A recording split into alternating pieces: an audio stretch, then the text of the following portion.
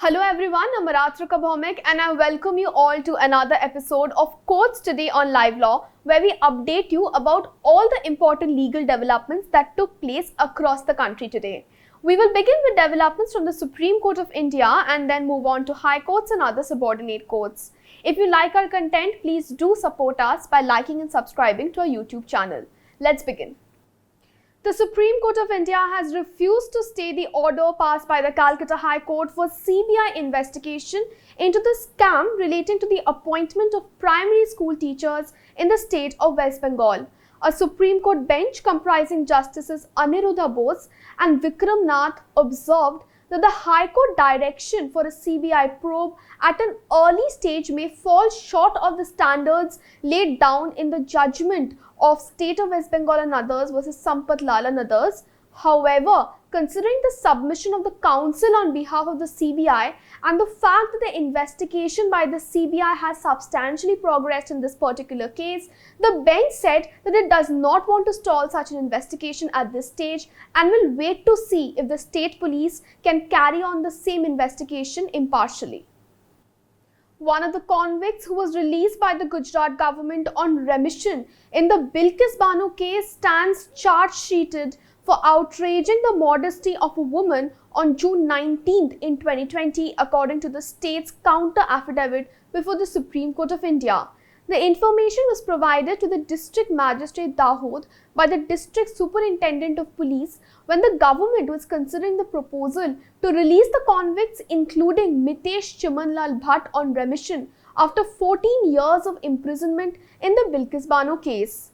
The document disclosing the same is part of the annexures in the government's reply to a petition challenging the premature release of convicts in the Bilkis Bano case. The Supreme Court of India today refused to stay the Delhi High Court judgment which directed St. Stephen's College to conduct admissions in non-minority category as per CUET scores without holding interview. The Supreme Court dismissed the application filed by the college seeking interim relief. Consequently, the college will have to carry out admissions in the open category as per the norms of the Delhi University without interview. A bench of Justices Ajay Rastogi and C.T. Ravikumar has posted the matter for next hearing in mid-March.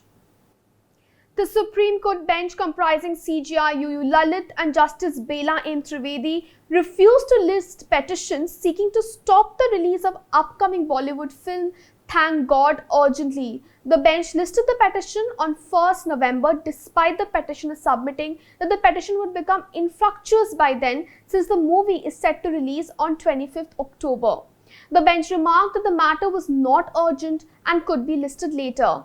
The petition alleges that the release of the movie will be in utter violation of Articles 14 and 25 of the Constitution along with Section 5B of the Cinematograph Act.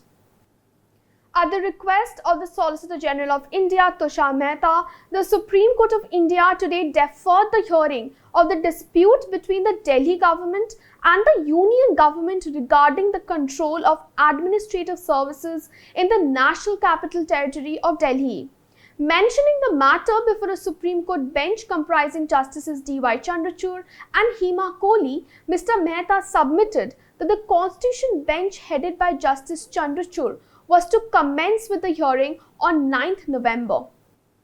A division bench of the Supreme Court of India today requested the Delhi High Court to dispose of the cases relating to the allegations of police atrocities in Jamia Millia Islamia in December 2019 during protests against the controversial Citizenship Amendment Act.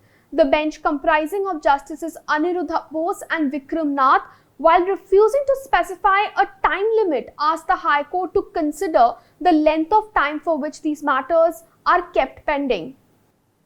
In a plea challenging 20% in-service reservation in postgraduate medical admission in the state of Maharashtra, the Supreme Court of India today, after briefly hearing submissions, adjourned it till 20th October, that is tomorrow. The special leave petition impugns an order of the Bombay High Court which affirmed the reservation recognized for in-service candidates to be implemented from the academic year 2022 to 2023.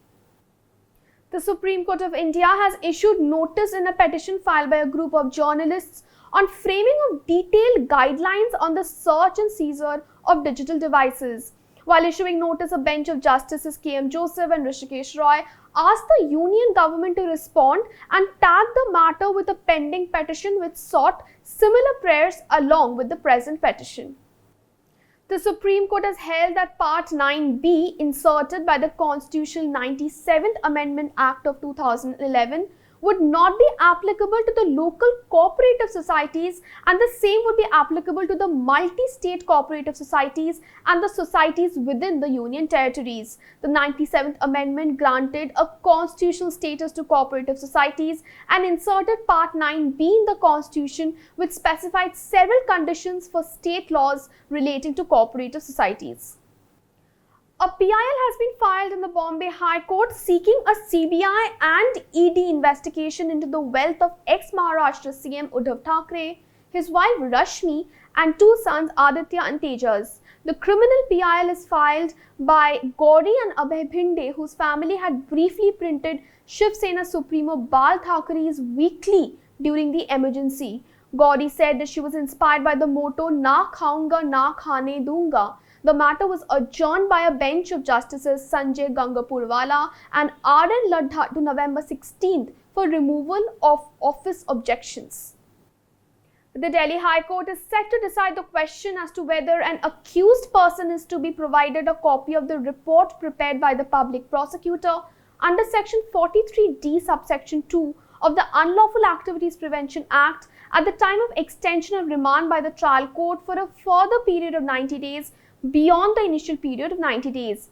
As per Section 43D subsection 2, in cases where it is not possible to complete the investigation within 90 days, the court may extend the period of detention of the accused up to 180 days. The court may do so on being satisfied with the report of the public prosecutor indicating the progress of the investigation and the specific reasons for the detention of the accused beyond the period of 90 days as per the specific provision. The Bombay High Court has dismissed a writ petition filed by a member of the Uddhav Thackeray-led faction challenging Thane Municipal Corporation's permission to two members of CM Eknath Shinde faction to conduct Diwali Pahat, an annual musical event on the first day of Diwali. The division bench of Justice R.D. Dhanuka and Justice Kamal Khatta observed that the petitioners did not have the required permissions, so the question of favoritism by TMC towards Eknath Shinde faction does not arise. Thank you. Keep watching Courts Today on LiveLaw for more such updates. See you tomorrow.